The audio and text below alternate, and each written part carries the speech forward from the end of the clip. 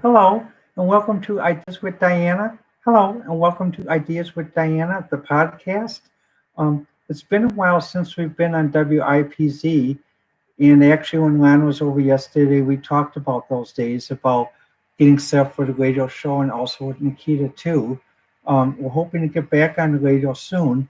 With the podcast, so we've been in touch with Parkside and WIPZ, and so far things are looking good as far as opening of the university, um, and even some of the university buildings. The point is, though, it's just basically for many of us, it's been time to sort of work, sort of slow down a little bit, do some reading. Like for example, I've been catching up on some things: interior design, um, American health, psychology today, uh, Smithsonian, and women within, basically different types of clothing my size, and basically to keep an to keep open minded. Washington Examiner, regarding the issue about um, defunding the police department and other things. Um, the thing that I am concerned about when people talk about defunding police departments is that um, yes, there are errors in the police department. However, though, defunding police departments to a point where basically it gets to the extreme that some of us have seen in the various political ads. I don't think I need to name them or go into any more detail, but it makes you wonder sometimes, because basically what happens though is when you see these ads, and you know people really don't understand sometimes what the police department does and what a policeman faces. I worked in an emergency room, and as an in my internship in pre-med, and I worked a graveyard shift, 9 p.m. Friday to 9 p.m. Friday nights to 2 p.m. Saturday mornings, and again 5 p.m. Saturday afternoons till 12 midnight.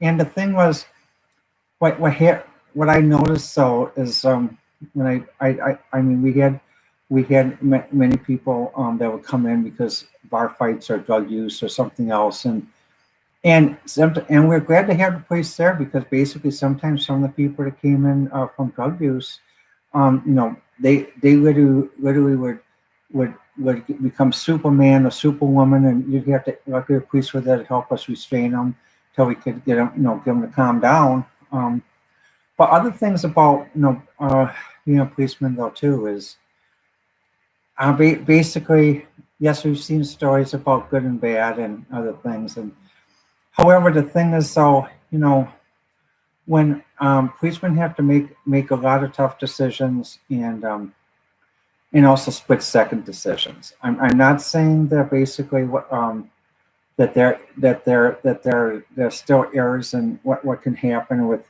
regarding how people are treated by policemen or something else like that, or policewomen. But just remember, it's not as easy a job as you get, because for being a policeman or policewoman, every decision you make is going to be micromanaged decision, and if you don't act at the time you do, you could end up being killed, or basically and dead, or basically shot. And the thing is,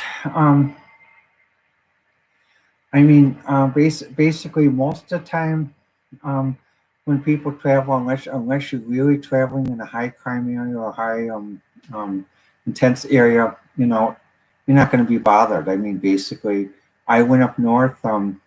I was up by various northern cities. I actually had a chance to visit Ripon, where I went to music camp, and also used to study history, because they had a wonderful bookstore on history. My thing was, bought two books, one on the American Revolution, and afterwards about the advent of making roads to help the United States grow. Another one on music history, which was based on the history of Clementi.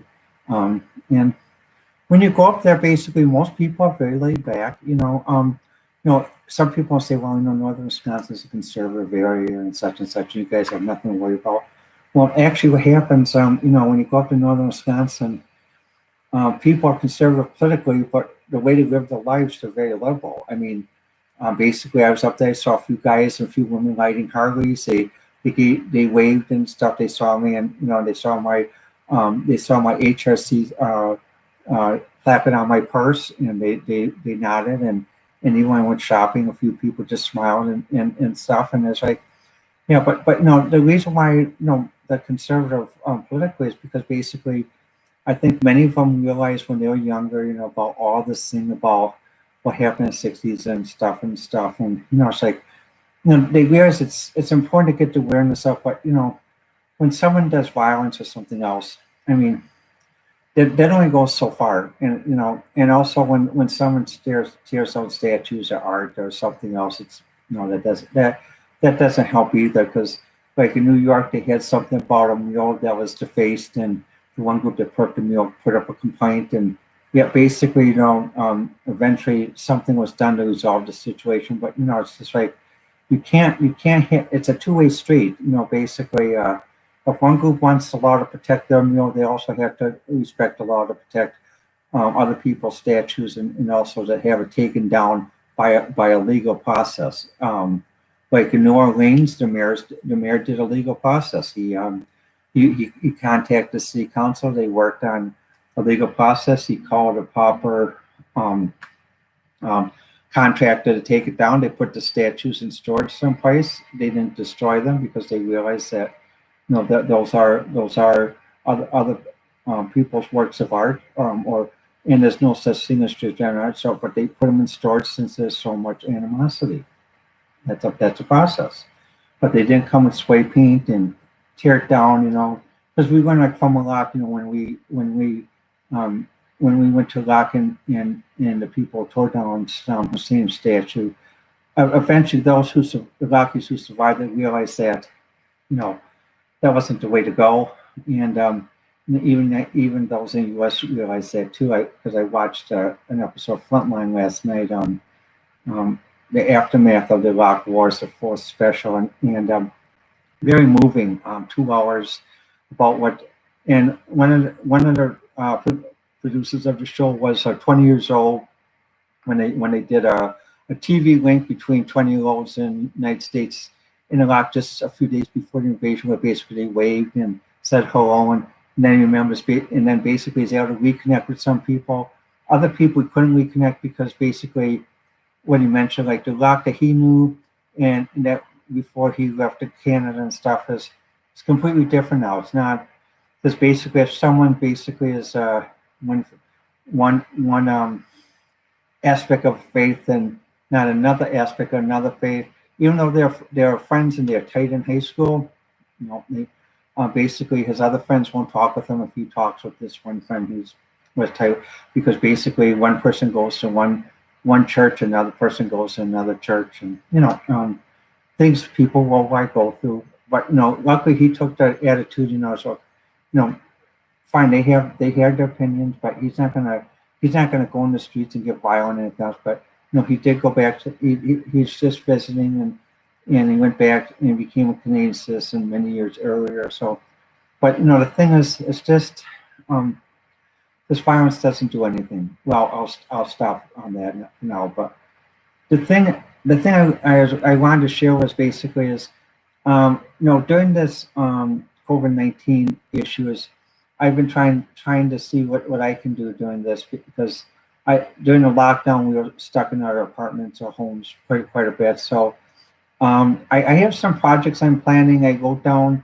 I actually been keeping a notebook that I have on my table, and what I do though is basically also been working on some other programs, things about maybe doing Windows and Linux.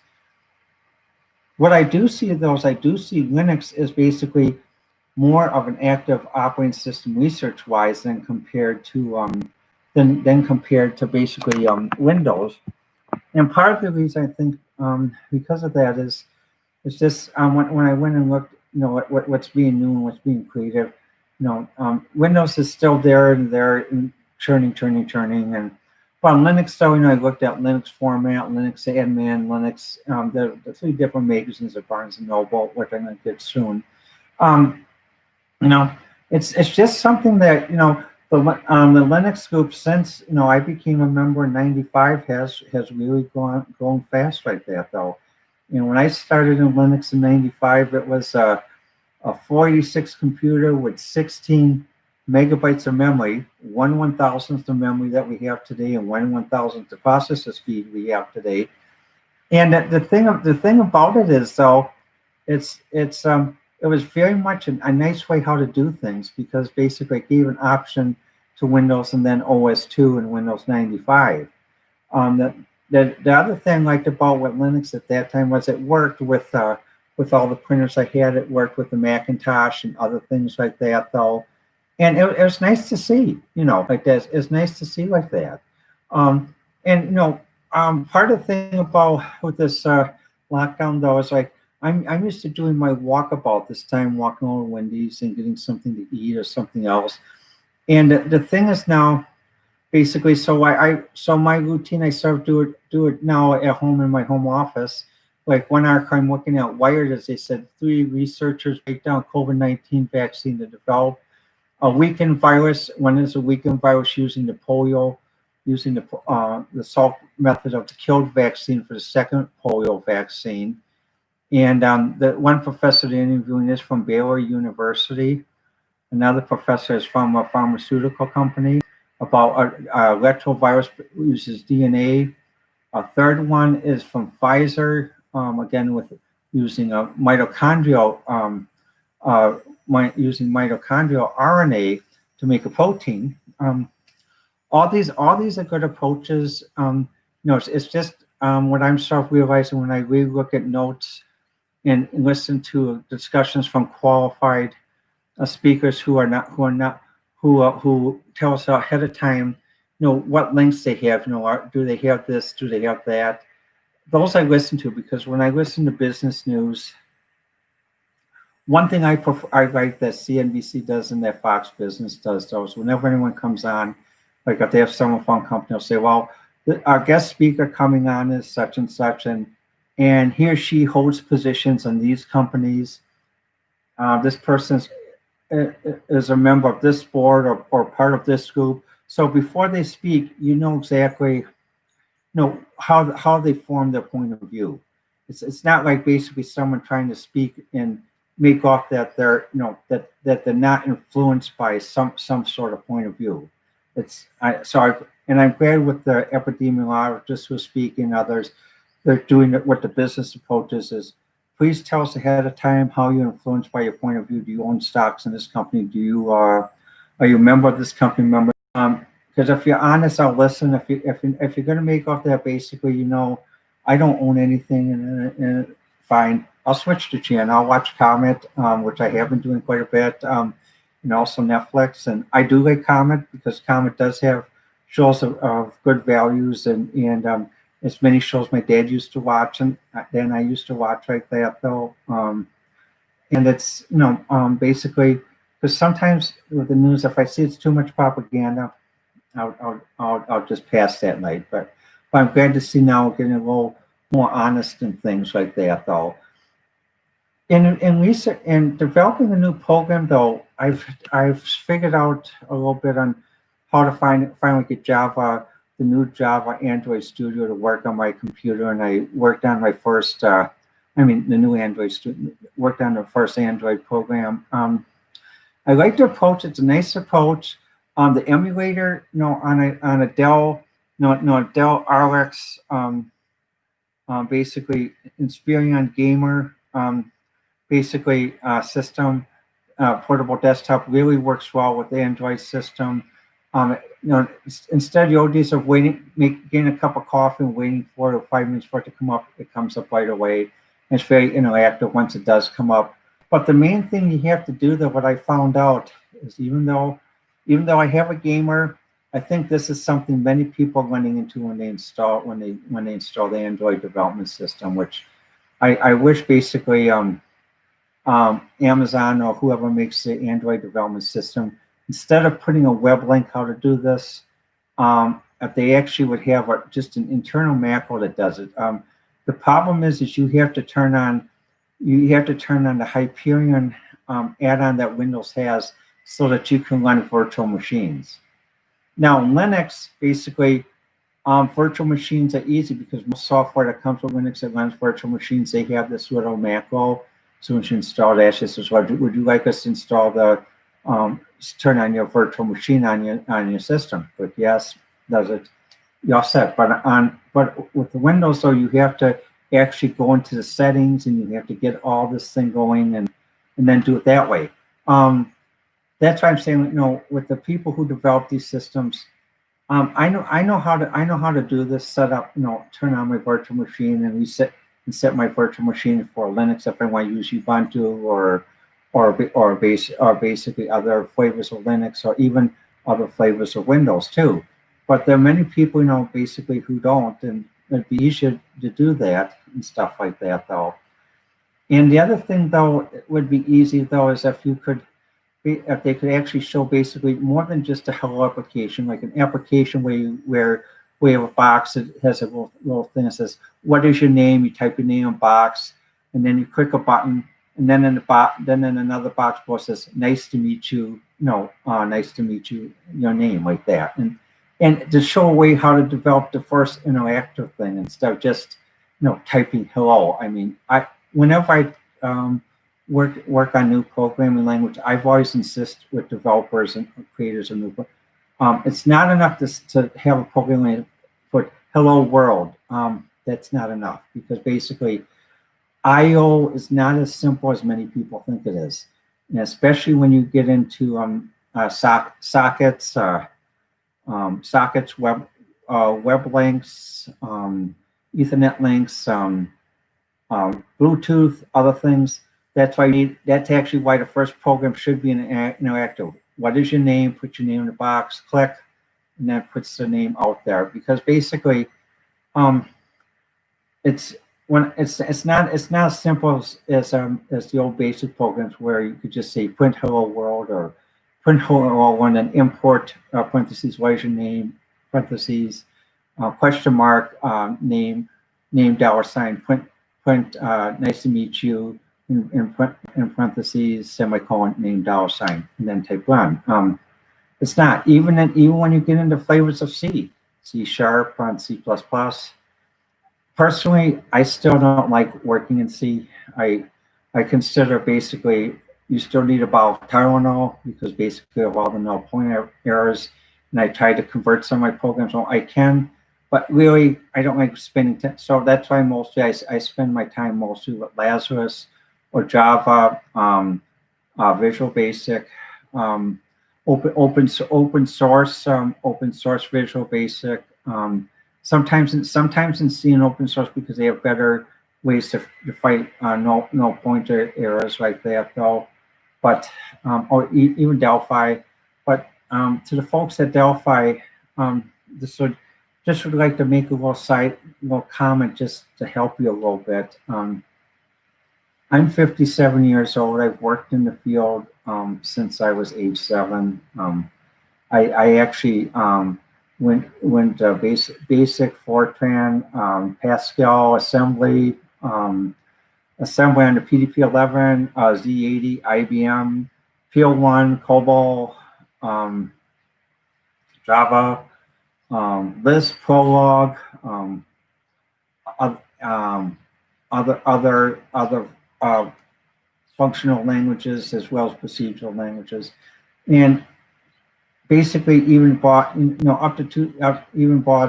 Delphi when Turbo Pascal when it first came out in '84, and then upgraded and went up to Delphi in 2005. But the thing is, I tried to download the Delphi Community Edition, and what happens basically, I have a fast internet link. It downloads most of these files, but then it gets to one part where basically it comes. It says like database BPL or something. It says can't load it because the file is locked. And I've gone through my system. I tried to contact you guys on technical support. I mean, and I've tried to do this about 10 times. It's very frustrating for me. you know, is there some way basically you could just have an override like when it says, this file's locked. Do you want to override? Yes or no? I mean, because basically, it's sometimes a little bit hard to scroll through, which file is which is being locked, and just shows you a quick message, and you have to read this whole file thing and everything else. It's like, guys, just make it simple. If there's a constraint, give the user authorization to say yes or no. And if the user is in an administration mode, give the user, ask the user, do they want to switch the computer to administration mode so the installation can just get done?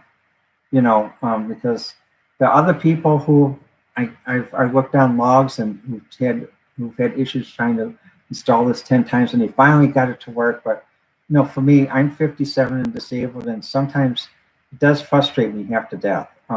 That's why I like Delphi, but if you guys can come up with an easier idea, community installation, I'll take a look at it again. But right now, I've thrown in a white flag. I mean, basically, I've tried, and I tried all the advice you guys sent me by email and everything. It's like, you gotta remember though, for some of us,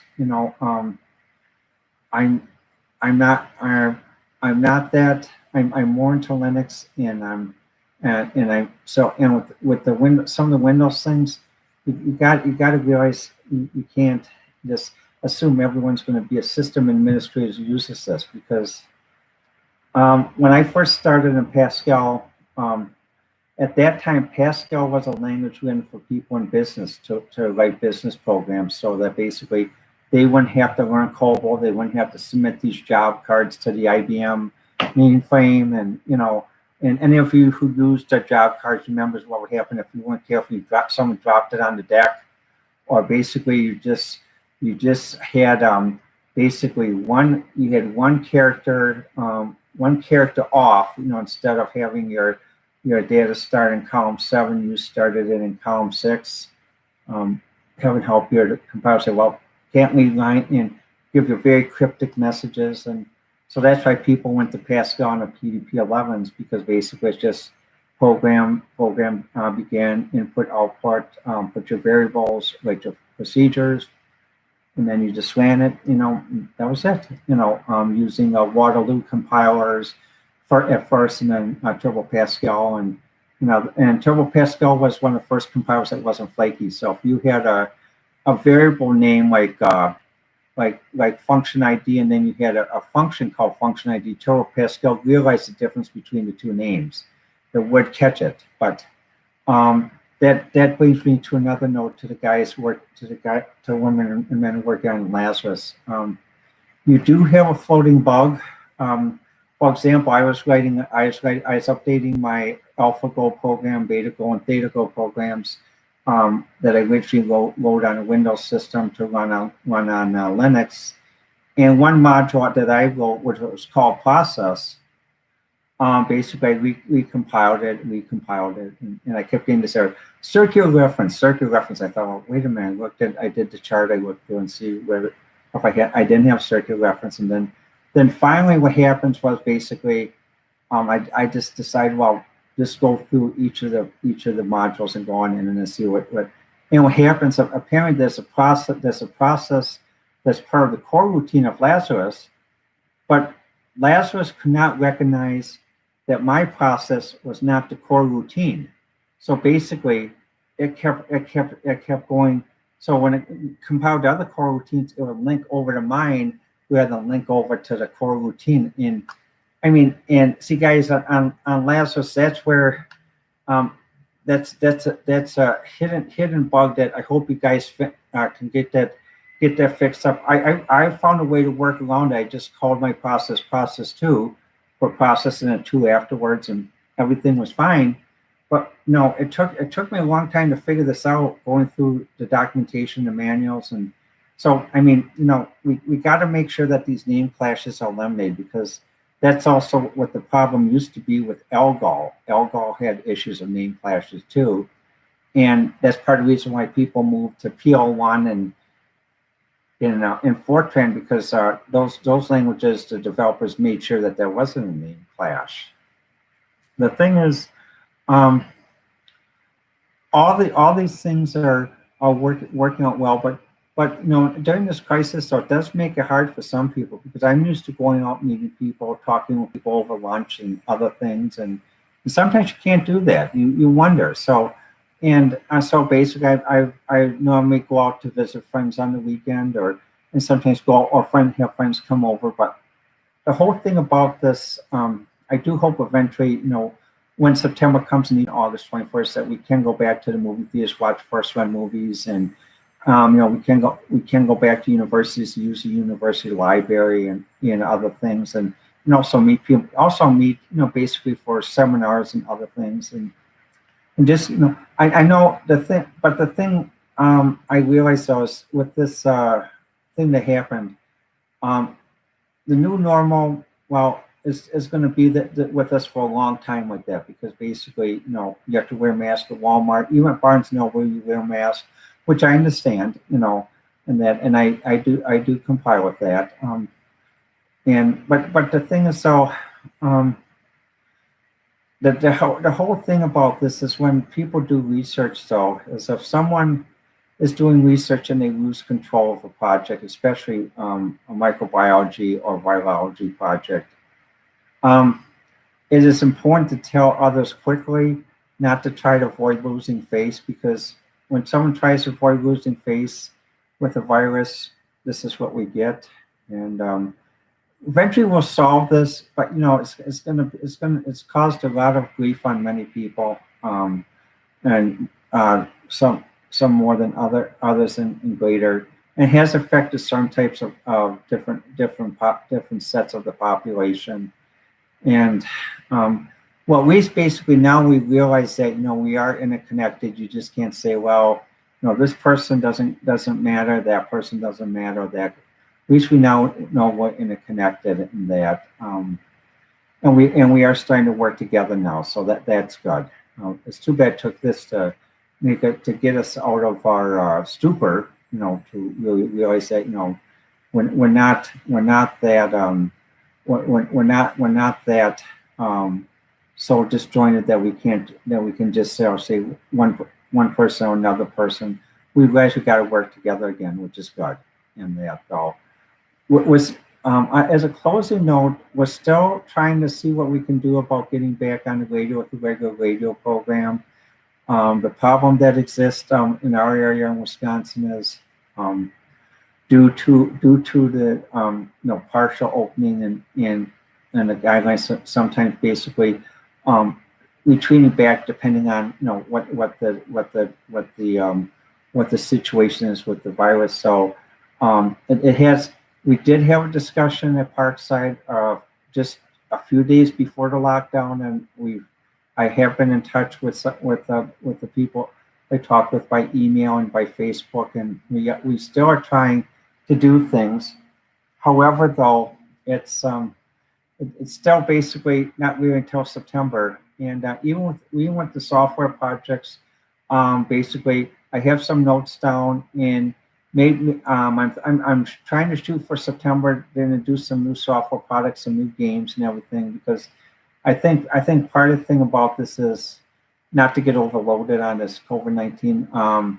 Is also have some of the versions, also make a product that people can write their own games, so that they can have the games compiled into Visual Basic, into Java, or even into Lazarus. That's because the original product just converted into Java, but I'm trying to make it so it goes into 3 different languages, and I'm making it so that it's actually a case where you actually don't have to know about the intricacies of the computer system, like how this BIOS works with this, or how the socket works with this. You write the game, you think of the game the way basically most game designers think. You have an idea, you write some notes down in an outline, and then basically from that outline, basically you can make different types of mazes and doors. Like eventually, basically, if you go through the north door, you go in this room. You go through the west door, you might end up over here. But to make the process simple, and I'm hoping to have something done by September. The one issue that I do go through though is where I'm staying is I don't have air conditioning, so I'm very dependent on what the weather conditions are like. And for me, basically, when it gets too hot, I have to do some of my development at night when it cools down because I do have a sensitivity to the heat now, like that though. And that's why sometimes when you see me going along, I'm not wearing my wig. I'm actually wearing a white cap because it gets too hot outside. It's too much for me. So, but we're hoping to have the new game product out possibly by September, and we're hoping basically to get back on the radio show maybe about September, October. But it could last long depending on how well this reopening goes. The best thing I could say to many people is just remember this thing is going to be a marathon, not a sprint. So if everyone's thinking, well, when September 1st comes or August 21st, yay, it's going to be over. We can go back to doing everything we used to do and everything else.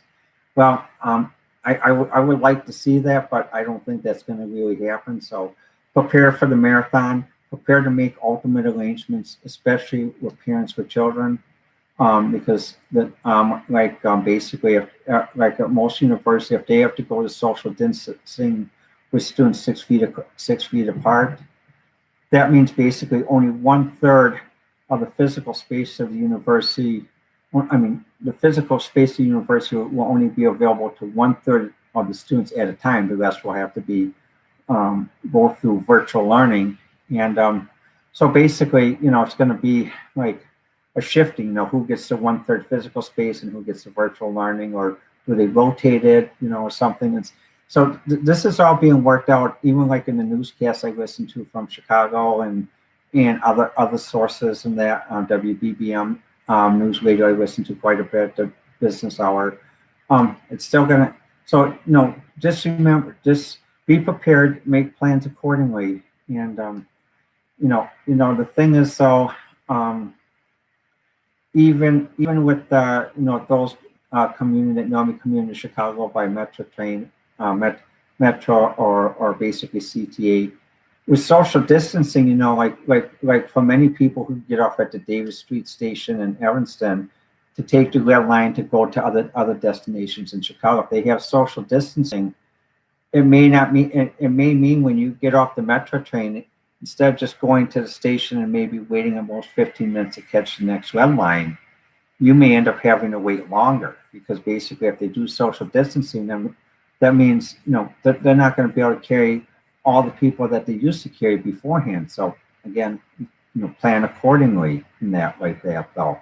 And just remember, this is going to be a marathon, not a sprint. And no matter what happens, basically August 21st or September, we're going to have to work with them, move on and forward from it. So I'm hoping, I'd love to see basically, like August 21st, when the movie theaters claim they're going to reopen with all the first run movies. I would love to come in and watch the new James Bond movie and the other summer blockbusters too, with friends like that. And I'm really hoping for that to occur. But if it doesn't, I understand too, because there may be other complexities. But just remember, it's a sprint. It's a marathon, not a sprint. So basically, just plan accordingly. Well, let me know what you think. Our website is on Twitter, Ideas with Diana, and also you can contact me on my other Twitter site, Diana1A, which is easier too. I'm planning to have Lon and Nikita back soon. It's just basically during this hot weather, and both of them are trying to also take care of the matters that they have. We'll try to get back all together, as well as basically having a musical singer too. When the Kenosha Library or Parkside Library opens with their conference rooms, we'll be able to do a group broadcast again, and that's where we did most, is from the Northside Kenosha Public Library in the conference room, and Parkside as well. So we're trying to do it. We're gonna. So maybe by September or maybe sooner, but I'll let you know. And just remember, our Twitter sites are Ideas with Diana, or another Twitter site is Diana18. Let me know what you think, and I'll be back occasionally, possibly next week or so, along the same time or same day like that. Well, to everyone, keep your spirits up, and just basically, if you need to turn off the news, turn it off, because too much news is sometimes not good for your mental health. Talk with you soon.